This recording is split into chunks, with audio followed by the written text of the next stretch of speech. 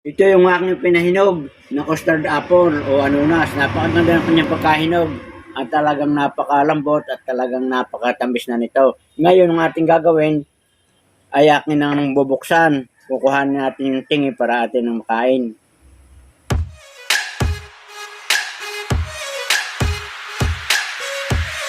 Medyo maitim na yung pagkahinog. Oh. At atin ang bibiyakin. Yan, napakaganda ng laman. Medyo sobra na ang hinog mga kabayan, no? Pero masarap ito at matamis. Wala namang uhod at walang sira. Yan. Kita ninyo mga kabayan.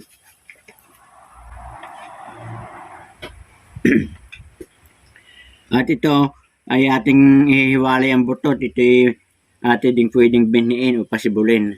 Yan. Ng na sa mga kabayan ay mayaman sa mga nutrisyon. Meron siyang antioxidant properties, nakakatulong sa kalusugan ng puso at nalulunasan din ng ating pagiging constipated, pampalakas ng immune system at nakakatulong sa kalusugan ng balat. At ito ay nagtataglay din ng anti-inflammatory properties at nakakatulong din ito sa pagpapababa ng timbang. At yung mga dahon at balat at ugat ng kahoy na ito ay nakatutulong din ang kanyang tiyaga sa iba't ibang uri ng ating karamdaman. Magandang araw, kabayan. Good luck and good health.